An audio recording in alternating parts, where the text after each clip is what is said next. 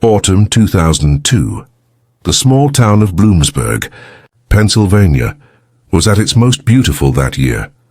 Red and gold leaves spilling across quiet streets, church bells echoing through the valley, and a chill in the air that made the town feel still, almost suspended in time. But for one family, that peace shattered forever on a cool October evening. 24-year-old Rachel Porter had just finished her evening shift at a local diner off Route 11. She was known for her bright smile and boundless energy, the kind of person who remembered everyone's coffee order and always slipped extra fries to the regulars. That night, she waved goodbye to her co-workers, climbed into her small blue Honda Civic, and drove off into the dark. She never made it home. The next morning, Rachel's mother, Linda, called the diner after her daughter didn't return or answer her phone. When she learned Rachel had left hours earlier, panic set in. A neighbor reported seeing her car parked near the edge of the Susquehanna River around midnight. Engine off, driver's side door slightly open. Inside were her purse, her phone, and a half-finished cup of coffee, but no sign of Rachel. The local police launched an immediate search. For 3 days, volunteers scoured the riverbanks and woods, calling her name through the fog. Helicopters flew overhead, and state troopers on ATVs combed the trails. Then on the 4th day, a fisherman found a shoe tangled in the reeds along the riverbank, Rachel's size, her brand. Hours later, divers made a grim discovery. Her body caught beneath an overhanging branch near the south bend of the river, less than a mile from where her car had been found. The coroner ruled her death a homicide. There were clear signs of a struggle, bruises on her wrists, defensive wounds on her hands, and evidence that she had been attacked before entering the water. DNA was collected from beneath her fingernails, but back in 2002, technology could only go so far. There wasn't enough data to match the sample to anyone in the national database. The only clue detectives had was a partial footprint near the scene, likely from a man's work boot, and a cigarette butt found just a few feet away. Rumors spread quickly through town. Some believed Rachel had been followed home from work. Others whispered that she'd met someone secretly by the river. Police interviewed friends, ex-boyfriends, and co-workers, more than 60 people in total, but nothing stuck. Weeks turned into months, and the case grew colder by the day. Linda Porter appeared on local television pleading for help, her voice shaking as she held up her daughter's photo. "Someone knows what happened to Rachel," she said. "Please just tell us the truth." But the truth wouldn't come for a very long time. As winter crept in and snow blanketed the riverbank, the Porter family clung to hope that the next phone call might bring an answer. It never did. By 2004, the investigation had stalled completely. The evidence sat sealed in a box inside the Columbia County Sheriff's Office. The cigarette butt, the soil samples, the photographs, all labeled and shelved, waiting for a day when science could speak louder than silence. For more than 20 years, Rachel's case haunted Bloomsburg. Every October, her family lit candles by the river and placed flowers near the spot where she was found. Generations grew up hearing her name whispered in stories of loss and mystery. And though time dulled some of the pain for her mother, the wound never closed. "You learn to live around it," Linda would later say, "but you never stop feeling it." Then in the spring of 2023, something changed. A new investigator, Detective Sarah Klein, joined the cold case unit in Harrisburg and began re-examining long-forgotten files. When she opened Rachel Porter's box, she noticed something the original reports had overlooked. The cigarette butt from the scene had never been retested using modern DNA technology. She submitted it for analysis. What came back would finally crack the case that had tormented a town for more than 2 decades. When the results came in that summer of 2023, Detective Sarah Klein sat at her desk, staring at the report for several minutes, before calling her supervisor. The DNA profile pulled from the cigarette butt, found near Rachel Porter's car, matched a man named Mark Dalton, now 51 years old, living quietly in a neighboring county just 2 hours away. Dalton wasn't a stranger to the law. He had been arrested twice in the early 2000s for petty theft and disorderly conduct, but his record had been clean for nearly 2 decades. His DNA had recently been added to the national database following a minor assault conviction in 2021. And that was what triggered the match. It was the first real break in Rachel's case in 21 years. Detective Klein reviewed everything: Dalton's old addresses, his employment records, and his connections to the Bloomsburg area. What she found made her heart pound. Back in 2002, Mark Dalton had worked as a delivery driver for a local linen supply company that serviced restaurants across Columbia County, including the diner where Rachel had worked. He would have seen her nearly every week. The more Klein dug, the more the puzzle began to fit together. Several of Rachel's co-workers remembered a delivery man who would linger near the counter longer than most, cracking jokes and asking questions about her shift schedule. At the time, no one thought much of it. Dalton had been friendly enough, just another regular face. But now it all seemed different. Detectives quietly began surveillance on Dalton's home in Williamsport. They watched him leave for work at a nearby hardware store, pick up groceries, and walk his dog through the same small neighborhood park every evening. He seemed like any ordinary man living an ordinary life, but to the investigators, he represented 2 decades of unanswered pain. After consulting with the district attorney, a warrant was issued to collect a fresh DNA sample. Dalton was stopped on his way home from work one evening and agreed to a cheek swab without protest, insisting he had nothing to hide. The lab confirmed it within days. The DNA from Dalton's cigarette was a 99.9% match to the sample found under Rachel Porter's fingernails. When detectives brought him in for questioning, Dalton initially denied everything. He said he remembered Rachel from the diner, sweet girl, always smiling, but claimed he barely knew her. As investigators pressed him with the DNA evidence, his story began to falter. His voice grew quieter, his hands trembled slightly, and he avoided eye contact. Then, almost abruptly, he stopped talking altogether. After a brief silence, Dalton leaned back in his chair and said, "That was a long time ago. It wasn't a confession, but it was enough to break open the door." Detective Klein and her team pieced together a timeline of that October night in 2002. Records showed Dalton had completed a delivery route that ended just after 10 p.m., less than an hour before Rachel clocked out of work. His company truck's GPS logs, primitive but still kept in old paper form, placed him on Route 11 within minutes of the diner closing. A witness statement from that time described seeing a similar truck parked near the river's access road, but the description had never been connected to any suspect. When police executed a search warrant on Dalton's home in 2023, they discovered an old box of memorabilia tucked away in his garage. Inside were photographs, trinkets, and notes from various years, and buried at the bottom, a matchbook from the same diner Rachel worked at.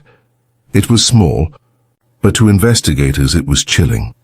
On August 18, 2023, police arrested Mark Dalton and charged him with first-degree murder, kidnapping, and obstruction of justice.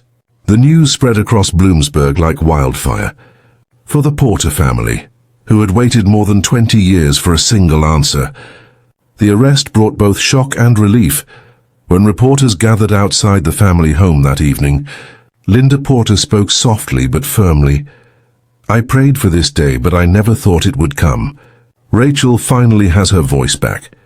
In town, emotions were mixed: disbelief, sorrow, and a strange kind of collective guilt. Many had seen Dalton around for years, never suspecting anything. He attended local fairs, shopped at the grocery store, even volunteered at community events. The idea that the man who'd once smiled and waved at neighbors had been hiding such a dark secret was hard to comprehend. Detective Klein, in an interview later that week, described the case as one of the most personal of her career. "This wasn't just about solving a murder," she said. "It was about restoring something that time had taken away. The truth." In September, as Dalton's arraignment approached, the courtroom filled beyond capacity. Former co-workers, old classmates, and residents from across the county showed up to see the man accused of killing Rachel Porter. Dalton appeared calm, even distant, as the charges were read aloud. When asked to enter a plea, his voice was low but clear. Not guilty. The trial that followed would become one of the most closely watched cases in Pennsylvania in years, forcing the small town of Bloomsburg to relive the haunting memories it had buried deep. The trial of Mark Dalton began in March 2024 inside the Columbia County Courthouse, a stately brick building that had stood in the heart of Bloomsburg for over a century. By the time jury selection ended, the story had already made headlines across Pennsylvania. News vans lined the street, and every seat in the courtroom was filled by residents, journalists, and even students studying criminal justice from nearby universities. For many, this was more than a case. It was the reckoning of an entire community, still haunted by what happened to Rachel Porter 22 years earlier. Rachel's mother, Linda Porter, arrived early each morning dressed in black, clutching a photograph of her daughter. Her hands shook when she passed through security, but her eyes never left Dalton once she took her seat. Across the room, Dalton sat with his attorneys, wearing a gray suit that hung loosely from his shoulders. His expression remained neutral, almost blank, as if he'd long accepted that his life would now be defined by what happened in 2002. The prosecution, led by District Attorney Kevin Walsh, built its case with precision. From the very start, Walsh made it clear that the DNA was the linchpin. "The science doesn't lie," he told the jury in his opening statement. For over 2 decades, Rachel Porter's killer walked free. But the truth, as it always does, found its way back. He walked the jury through Rachel's final hours, how she left work that night, how her car was found by the river, how she fought for her life. Every detail was laid bare, each piece of evidence like a wound reopened. The jury heard from Detective Sarah Klein, who testified about discovering the cigarette butt in the evidence box and how modern testing had finally extracted a full DNA profile. She explained the match to Dalton in calm, deliberate terms. "It wasn't luck," she said. "It was persistence and time finally catching up." Then came the emotional heart of the trial, the testimony of those who had known Rachel. Her co-workers described her kindness, her laugh, her plans to move to Philadelphia and enroll in nursing school. One recalled how Dalton, the linen delivery driver, would flirt with Rachel and ask if she ever went out after work. She always brushed him off politely, they said, never thinking he might be dangerous. The courtroom fell silent as Linda Porter took the stand. Her voice wavered, but her words were steady. She told the jury about that night in 2002, the unanswered calls, the long hours waiting by the window, the moment police knocked on her door. She described how for years she kept her daughter's room untouched, as if Rachel might walk in one day and pick up where life left off. When asked how she felt seeing Dalton in the courtroom, she looked directly at him and said, "He stole my child and then lived his life like nothing happened. That's not justice. That's cruelty." Dalton showed no visible reaction.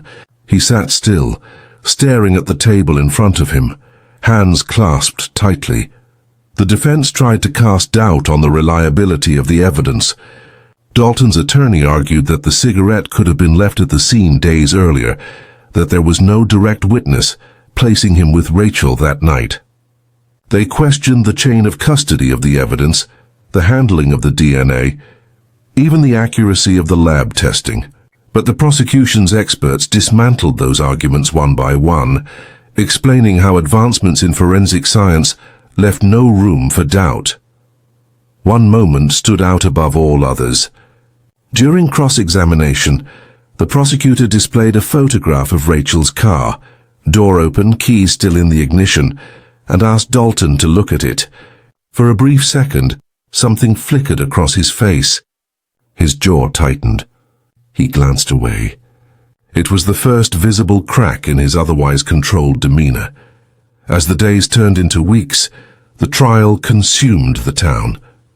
Local businesses played news updates on small televisions, and residents gathered in diners, discussing every testimony as if it were their own story. For a community that had carried guilt and grief for 2 decades, watching justice unfold felt almost surreal. When the prosecution rested, the defense had little left to stand on. Dalton declined to testify in his own defense. His attorney made one final plea to the jury, asking them not to let emotion cloud their judgment. But by then, the evidence spoke louder than any argument. After 3 weeks of testimony, closing arguments began on a cold Friday morning in April 2024. District Attorney Walsh addressed the jury one last time, his voice steady but emotional. "Rachel Porter didn't choose to be part of this story," he said. "But for 22 years, her silence has echoed through this community. Today you have the power to end that silence." He gestured toward Dalton. "This man took her future, her dreams, her life. Don't let him take justice too." When the jury retired to deliberate, the courtroom emptied into the gray afternoon. Linda Porter sat quietly in a hallway chair, holding Rachel's photo close. "Whatever happens," she whispered to a reporter beside her, "at least the truth is finally in the open." After just 7 hours, word came that the jury had reached a verdict. When the jury filed back into the courtroom that evening, you could feel the air tighten. The room went still, the kind of silence that makes every heartbeat sound loud. Rachel Porter's mother sat in the front row, gripping her daughter's photo so tightly, her knuckles turned white. Detective Sarah Klein stood near the back, hands folded, her eyes fixed on the foreperson. Even the reporters stopped typing. After the judge asked if the jury had reached a verdict, the foreperson stood. "We have, Your Honor," the judge nodded. "On the charge of first-degree murder, how do you find the defendant?" The pause that followed felt endless. "Guilty," Linda Porter gasped quietly, pressing her hand to her mouth. A few soft sobs rippled through the courtroom. The foreperson continued reading the other counts. Guilty on kidnapping, guilty on obstruction of justice. Each word was another weight lifted, another piece of a burden 22 years old finally set down. Dalton sat motionless. He didn't look at anyone. Not the jury, not his lawyers, not the family whose life he had torn apart. His face was pale, his expression blank, as though the meaning of what he'd just heard hadn't yet reached him. The judge thanked the jury and set the sentencing for 2 weeks later. As deputies led Dalton from the courtroom in handcuffs, Linda Porter stood, her voice trembling but clear. "You don't get to hide anymore." Dalton didn't turn around. Outside, the courthouse steps were filled with cameras, news crews, and townspeople who had followed every detail of the trial. Some clapped when they heard the verdict. Others simply stood in silence, letting the weight of it all sink in. One man, an older resident who'd helped search for Rachel back in 2002, wiped tears from his eyes and said to a reporter, "We finally did right by her." 2 weeks later, at sentencing, the courtroom was packed once again. The judge, Eleanor Jacobs, spoke directly to Dalton. Her tone was calm but firm. "Mr. Dalton, for more than 2 decades you lived freely while a family grieved without answers. You robbed a young woman of her future, and you denied her loved one's peace. Today that ends. She sentenced him to life imprisonment without the possibility of parole." Dalton showed no emotion, offering no apology, no explanation. He only nodded when the bailiffs took him away, disappearing through the side door as quietly as he had lived his double life for 22 years. For Linda Porter, the verdict brought closure, but not comfort. "Justice doesn't bring her back," she told the press afterward, her voice tired but composed. "But now when I visit the river I can finally breathe." Rachel's younger brother, Evan, who had been only 8 when his sister was killed, spoke publicly for the first time. "For years I thought our family was forgotten," he said. "But this shows that no one should ever give up. Science caught the man who thought he'd gotten away with it. In the months following the conviction, the story of Rachel Porter became part of something larger. Local schools began teaching about the role of forensic technology in solving cold cases. The Pennsylvania State Police held a seminar on the Porter investigation, using it as a model for how persistence and new science could bring justice. Even after decades, Detective Klein was honored by the governor that fall for her work. But when asked about the recognition, she only said, "It was never about me. It was about a young woman who deserved the truth." Bloomsburg itself began to heal in small, quiet ways. The diner where Rachel had worked hosted a memorial night each October, raising money for scholarships in her name. At the riverbank where she was found, townspeople built a small wooden bench carved with her initials, RP, surrounded by wildflowers. Some left candles there. Others came just to sit in silence. Reporters occasionally revisited the case, trying to understand what had allowed a man like Mark Dalton to go unnoticed for so long. The answer was painfully simple. Back then, the tools didn't exist. The technology that would one day identify him wasn't even available in 2002. As Detective Klein said in one interview, "It's not that people didn't care. It's that time hadn't caught up yet. In the years since, the Porter family has devoted their time to helping others." Linda and Evan established the Rachel Hope Foundation, offering grants to police departments for testing unprocessed DNA evidence. Their mission statement reads, "Every file in a box is a voice waiting to be heard." By 2025, more than a dozen cold cases in Pennsylvania had been reopened thanks to funding inspired by Rachel's story. Each time a new case was solved, Linda received a letter, often from families she'd never met, thanking her for keeping hope alive. As for Dalton, he remains in a state correctional facility in central Pennsylvania. According to officials, he rarely speaks, spends most days in his cell, and has refused all interviews. No family members have visited. Linda Porter visited the river for the last time on the anniversary of her daughter's death in 2024. She brought a single white rose and placed it on the water's edge. For years she had come there to pray for answers. That evening, as the sun dipped low and the current carried the flower downstream, she whispered, "You can rest now, baby. We finally found him."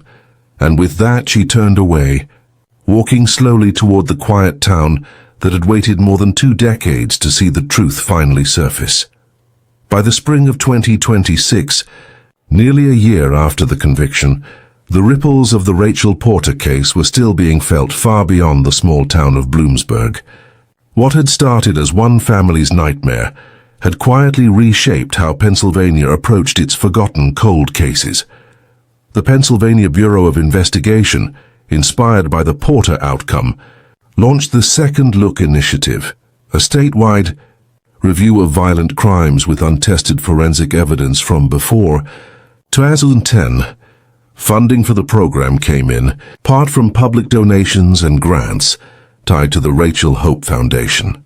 In just its first year, more than 180 cases were reopened, and at least 12 new arrests were made, many from DNA that had sat untouched for decades. Detective Sarah Klein, now a recognized name in law enforcement circles, became a speaker at forensic conferences across the country. She often told the story not as a tale of heroism, but as a cautionary one. Every cold case, she would say, isn't cold. It's just waiting for the right moment, the right hands, and the right science. Her words carried weight. Young officers who'd grown up hearing about Rachel Porter's disappearance now entered the force determined to prevent another case like hers from being forgotten.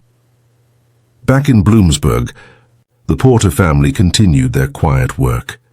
The diner where Rachel had waited tables, Hollow Creek Cafe, became something of a landmark. Tourists who passed through the area often stopped there to see the framed photo of Rachel smiling behind the counter, and to read the plaque beneath it.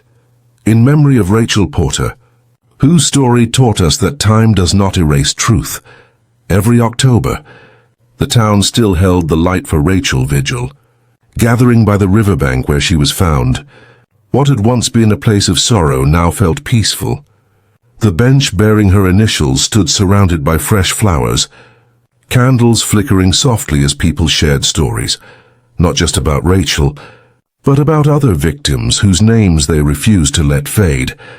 For Linda Porter, healing came not from forgiveness but from purpose. She told a local journalist in 2025, "I spent years thinking closure meant forgetting, but I've learned it means carrying the memory forward and making sure no one else has to wait 22 years for justice."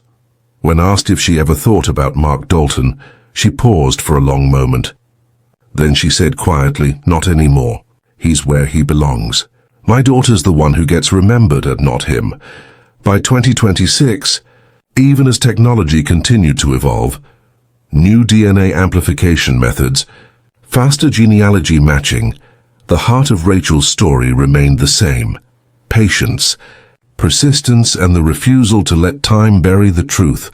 Detective Klein, now nearing retirement, keeps one thing framed above her desk: the original missing person flyer from 2002. The edges are yellowed, the ink fading. Beneath Rachel's smiling face, the words, "Have you seen her?" are still visible. Klein once told a trainee who asked why she kept it there, "Because this flyer reminds me that every name on every sheet of paper is someone's whole world." And in that way, in the quiet halls of a police precinct, in the laughter at a diner, in a mother's foundation changing lives, Rachel Porter still lives. Her story doesn't end with an arrest or a sentence. It lives on in every reopened case file, in every family still waiting, and in every detective who looks at an old box of evidence and refuses to give up.